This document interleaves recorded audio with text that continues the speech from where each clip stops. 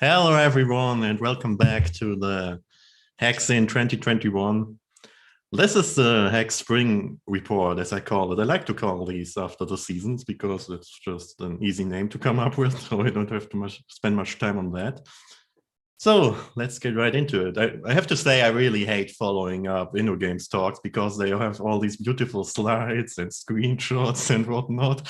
And then I'm here with my, weird HTML presentation, but I hope I can make it interesting regardless. So let's get into it. First of all, who am I? My name is Simon Krajewski, but I might also listen to Simon or maybe even Simon or if you're French, I don't know. And I've been a Haxe contributor since 2011, so that's 10 years by now. So, well, it's 10 years by now. I just realized. I didn't know. Congratulations. I just realized that. And I've been the main maintainer of the Haxe compiler since 2012. And also, I am a founding member of the Haxe Foundation. You might have heard about the Haxe Foundation. I talked about it at the last InnoGames event last year. And, well, last year, let's talk a bit about last year, 2020, the infamous 2020. We had in February the Haxe 2020 in Hamburg, organized by InnoGames. Thanks again a lot for that, guys. That was the last time we've seen each other in person because, as we all know, in March we saw the end of Western civilization. And then in May we had the 4.1.0 release. And I'm labeling it as a bit of a housekeeping release because we didn't have that many interesting new features or anything like that. As is often the case when you have a minor release, the first minor release after a major release, you have to clean some things up. And it goes beyond bug fixing, so it's not a patch release. It is a minor release, but there wasn't really too much fancy stuff to talk about. And of course, we also had then several patch releases through September, where we released 4.1.4, with several bug fixes, of course. And then in October, we had the Haxe in 2020 in this very room, actually. It looked a bit different then because, well, the room was decorated completely different, but it was this very room and we organized it and it was a great success and it was great fun. And, well, I have to say I'm totally relaxed today because I don't have to do any of the stuff I had to do back then. I just have to sit here and talk. And it's so nice to be able to do that without having to worry about anything else because, well, the InnoGames people are worrying about that. So thank you a lot, InnoGames, for doing that.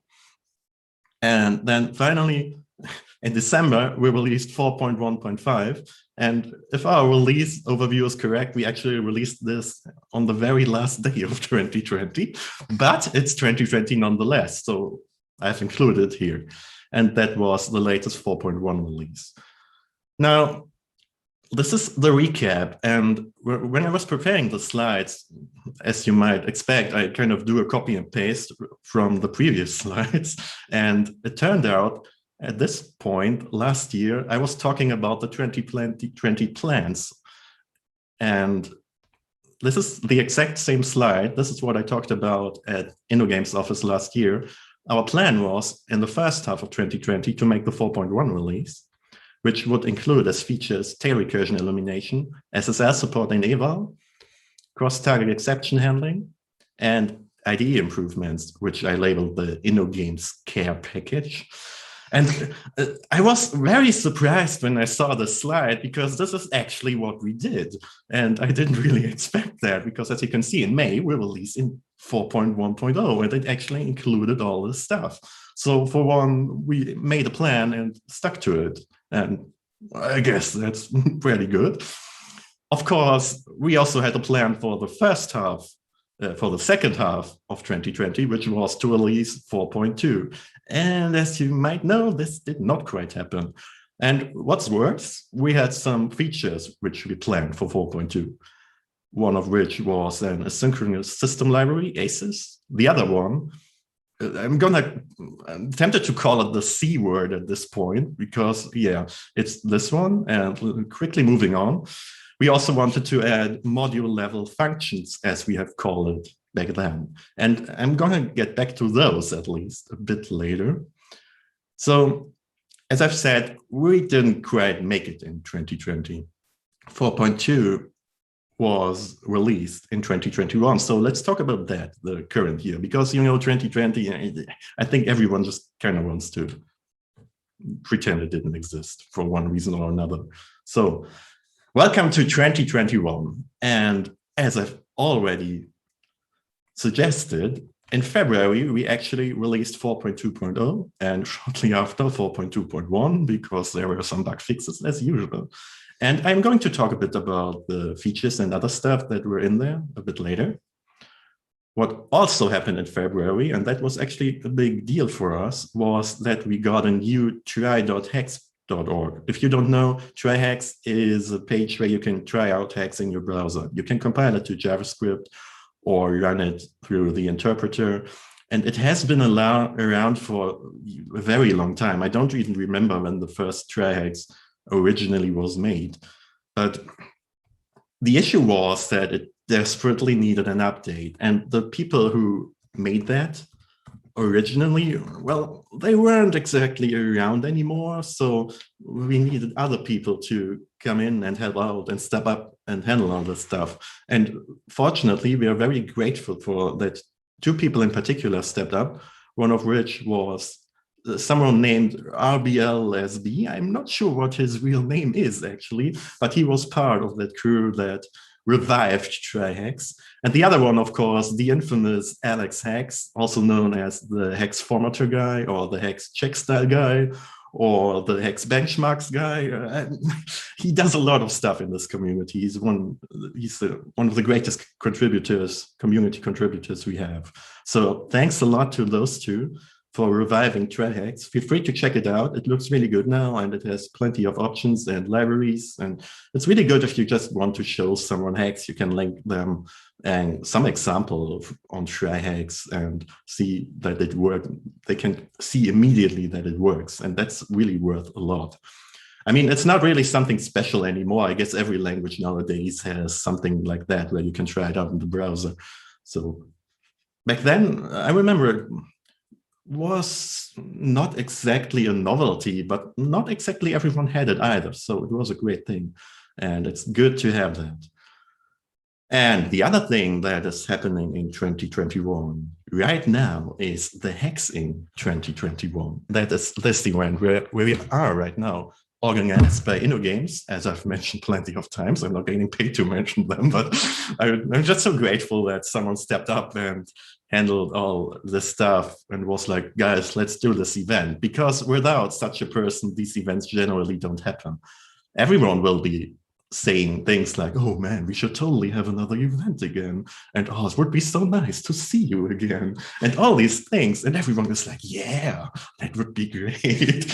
But unless somebody is like, okay, let's do this in April.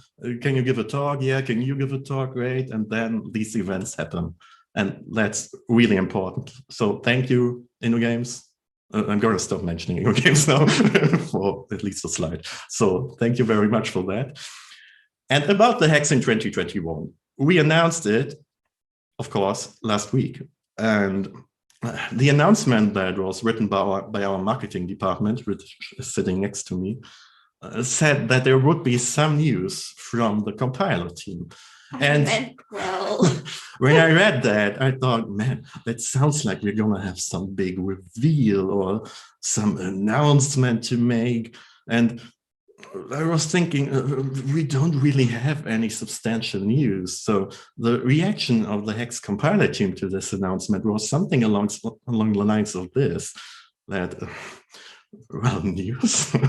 I'm not sure what you want us to talk about regarding news. But one thing I realized through this was that even though to me there might not be any news because I'm part of the Haxe compiler team, there very well might be news for other people who might not follow Haxe on a day-to-day basis. Even if they use Haxe, they might not get every announcement that we make. So to those people, we have some news. Yeah, thank you. Are you saying I was right? Well, I have some news. So, See. and what this led me to think about was some notion of community circles. And what I mean by that is, I think in most communities, you have like a scale of how involved people are with the community. And in our case, the obvious first example is what I call the inner circle, which is mostly people that are on our Haxe dev Slack. That includes, of course, core developers, community contributors like the aforementioned RBLSB and Alex Haxe and various other people, and also the Haxe Foundation partner ambassadors. I talked about these, I labeled these ambassadors at my last talk at InnoGames. These are basically the representatives of the Haxe Foundation partners, which are allowed to be on our Slack and hang out there. And well, obviously the people who are active on this Slack will know about things very quickly and will know what's going on. And to those people, the release that happened in February might not be big news. And the same to an extent is true for our broader community. And what I mean by that is people who follow Haxe in some capacity, be it through Haxe on Twitter or the our Haxe subreddit or our Discord or our community forums where we post announcements and have discussions and yeah. Check it out if you haven't been there. And now, these people are somewhat close to the community, right? They interact with the community, but that's not everyone. There's another category of people, which I would call the apathetic Haxe users. They know Haxe, obviously, they use Haxe, often, well, they are Haxe users, so they would use Haxe, but they don't necessarily follow Haxe and keep up with the latest updates and news and all those things. So I like to think of these people, they're kind of like your wives in that you don't really have any interaction unless there's a problem. And that actually creates sometimes a really awkward dynamic where there are some people where... I'm just reading it. Sounds like what? the Haxian zombie horde. Yeah, no. What I mean is you only get to interact with these people when there's an issue. So there are some people like that at InnoGames too, because I only talk to them when there's a problem. And that's another reason why events like this are actually so important. So I get to talk to people, not because there's a problem, but just because we are happy to see each other again. So I almost want to say thank you, InnoGames, again, but shit, I said it. Well, thank you, InnoGames. But yeah, it's really important. And something else I want to touch on, because we are in the inner circle and the broader community also, we tend to be really happy and cheerful whenever there's some kind of release or update or something like that. But if you're just a Haxe user and just use Haxe as a tool, I can imagine that updates are actually equal to headaches. And what I mean by that is, for those people, Haxe is pretty much a dependency. And with any dependency, when you hear you have to update a dependency, I don't know, most people's reaction is probably not, yeah, let's update a dependency, but it's probably along the lines of, oh man, I hope everything is going to work after the update. And I know that from our own dependencies, whenever we have to update one of Haxe's dependencies, well, we get a bit nervous. And that is in the context of OCaml libraries, which tend to be very backwards compatible and very well tested and things like that. And even in those instances, we tend to get a bit nervous about those things. So I would like to take this opportunity to talk a bit about our update policy, so to speak, because I don't think we ever really did that, and we never really formalized it too. So I'm going to try to do that here, at least explain how we think and what we think. And in a perfect world, of course, when we make a minor release like 4.2, there would be no breaking changes whatsoever. That's the general idea behind semantic versioning. That's probably what they teach you in academia. And you just don't break anything in minor releases, right? Well, it's not that easy. For one, technically any bug fix can be considered a breaking change. The traditional example of that, well, not the traditional example, but one example is that infamous spacebar heating problem. That's an XKCD comic, where someone relies on a certain behavior, which pretty much everyone else would consider a bug, but these people might rely on it, right? So if you fix that bug, you're breaking something for them, even though objectively it's not a breaking change, you're still breaking things. And this can happen a lot. You try to combat that in some capacity by having a lot of documentation to avoid corner cases. That helps, obviously, if you specify every little minute detail about what behaves in which way, and if something is null or something else, you're getting a somewhat robust API or other behavior related to operators, or I don't know what, but yeah, you have to put a lot of work in to be sure. And the other problem we have, and this is pretty particular to Haxe, I would think, is that we expose parts of our internal compiler structure to macros. And what that means is that we have a specific structure, like think of a combination of structures and enums that describe various parts of the compiler. And some parts of that are exposed at a somewhat low level. So making any change to those structures without dealing with the macro side of things would cause problems in macros that rely on that, obviously. And that means that making internal changes can become difficult if we were to have a stance where we say, okay, we absolutely cannot break anything related to macros whatsoever. It's just a no-go, then, this would be very difficult to deal with because we couldn't really address any kind of technical depth. If we come across something in the compiler where we're like, oh man, this stuff is really not up to the task, we have to rewrite this in some way. But then we realize, man, rewriting this might cause issues for macro users. Well, we have to find a way to deal with that in some way. And sometimes that might lead to changes that are experienced to be breaking for macro users in particular, in this case. In the end, the bottom line here is we have to be pragmatic. And I know that word is, there's some unprofessional undertone to that word, pragmatic, I guess. But there's really no other way. You really can't go a route where you try to never break anything and things like that. And I also don't see the point. I know some people would basically never even make minor releases. They would just increase the major version number, so they aren't even held to this whole backwards compatibility stuff. So that would help, of course, but I think that's just silly. So please forgive us if we break your code with an update of ours. We don't do it to annoy you. We do it most often out of necessity. And I hope you understand. And I just wanted to say all this. This is obviously the bad side of making updates. There's also a good side of making updates. And that, of course, leads us to talking about Haxe 4.2.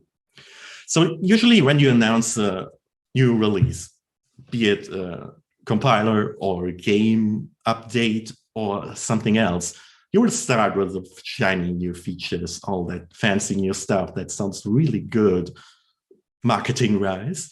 And then somewhere like all the way at the bottom, you find like a list of bug fixes. And as a user, I oftentimes find myself looking for these specific bug fixes and actually caring about those more than, as I may perceive it, random new feature. So this is something that can happen, and that's why I want to just say, and this is a bit vague, but I can say that Haxe 4.2 has lots of bug fixes and improvements. Now, if I say lots, what do I mean? Oh, this is very difficult to quantify, because if you look at the changelog, for instance, of Haxe 4.2, we'll find something like fixed template resolve when current context is not an object. And the numbers there mean that there were 16 additions and 4 removals. That's lines. So there were 16 lines added and 4 lines removed. And that includes the test for that change. This is a very small change, obviously. And the changelog, it's an item just like the next one, which is fixed priority of forwarded static extensions, which has 289 additions and 269 removals. And this was a pull request which was opened by Dmitry Maganov. And I would like to take this opportunity to thank this guy, because he kind of showed up out of nowhere. And we formed, so to speak, some parts of our internal compiler structure, which was really great and also really necessary in some instances. So thank you a lot for that, Dimitri. And this particular change actually led me to refactor something else, which was the pull request rework unify field call. And you can see these numbers are increasing. That was 874 additions and 654 removals. And that was a change to address a technical debt. I don't think it broke anything, but it was a lot of work. It was necessary, but well, in the overall changelog, it doesn't really show up. So that's why I say it's hard to quantify. And then that change actually also led to another change, because once that technical debt was out of the way, I was able to deal with operator handling refactoring. And you can see these numbers are even bigger now. And I think this part actually doesn't show up in the changelog at all, because it's kind of internal housekeeping stuff you have to do. You can't really announce it as, whoa, we released 4.2 and we refactored operator overload handling. That's not, doesn't really impress anyone, I would think. So, what? All good. Why are you? I'm impressed. Okay. And now you, so you might now be thinking, well, you could count these lines of numbers, these numbers of lines, right? So you have these many additions and removals, and why not just quantify those? And then you get a rough idea of how much work was put in. Well, that's true, but then you have changes like this from Oral, which was reformat the standard library, which had these kinds of numbers. So if you look at that, you would think, yeah, well, Oral is clearly the user of the month and probably the year. But I guess it's not going to be fair to judge it like that, right? So the bottom line here is this is not easy to quantify, but there were a lot of bug fixes. That's what I wanted to get at. And of course, we also have some shiny new features. And I'm going to briefly go over 3 of them. The first one, as I mentioned previously, is module level fields. Originally, this was called module level functions because we had this idea to allow functions at module level. And at some point, someone was like, well, what about variables and properties? And we concluded, yeah, well, obviously these should be allowed too, right? And I have to thank Nadako or Dan for that, because he was the driving force behind this. I did some code review, but really nothing much. He basically addressed the whole thing.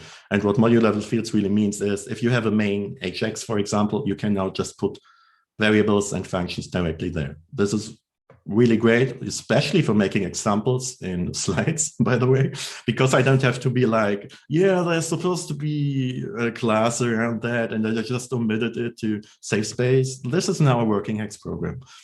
There are some nuances as to how to reference these fields. There can be some problems if you have a main module, which has a main class, and then both of them have a field by the same name. It's not so clear how to reference and address these. But other than that, it's quite straightforward, I would think. And another thing that is quite straightforward are abstract classes. And yeah, we didn't have those actually. They have been requested for quite a while, but this is really the same stuff that you find in Java or other OOP languages. It's classes that cannot be instantiated. It's just like in Java. There's not much else to say about it. You have an abstract class, abstract parent, which has an abstract function. And then when you try to extend that abstract class with a non-abstract class, the compiler will yell at you in this way. This class extends abstract class, abstract parent, but doesn't implement the following method. Implement it or make abstract child abstract as well. And then it mentions the test method. I think this is designing these error messages, by the way, this is quite difficult because you have to be very succinct, but you also have to be very precise and you want to give enough information. So this is really tricky to handle, but I think we found a good middle ground for getting the point across here. And what really impressed me when making the slide, once again, was that it actually uses the singular here. So it says the following method and implement it. That was just something, well, we actually remember to deal with that. Of course, if you have multiple, it would say following methods and implement them. I know that sounds ridiculous, but I thought it was a nice attention to detail. And lastly, one thing I want to mention is REST arguments, which we added. I'm going to show you the code first this time. You can now have a function test and then do this triple dot thing, REST. Then you can say what kind of element the REST should include, and then you can work with that. And that just means that you can call the test function with any number of, in this case, int arguments. And that also works in like any other languages, I would think. So it uses the native capabilities where possible. Many of our targets support some notion of this natively, and we use that as the underlying implementation, which means that it's not necessarily an array on all targets. I just wanted to mention that this red thing, it might be an array, but it might not be. So it's not really clear. You cannot use it as an array. However, there's a small API, and that API includes the toArray function. So you can, on all targets, turn it into an array, which might be a no-op, or it might use something that really depends on the target. But yeah, that's the last feature I wanted to mention. You can check out the API on this URL. And that's it from me already. So thank you very much for your attention. We're going to take another break now, and feel free, if you have any questions about what I said or what InnoGames mentioned previously, post it in the chat. We'll collect your questions, and then we'll be back in 15 minutes to answer your questions. So don't go anywhere, and see you then.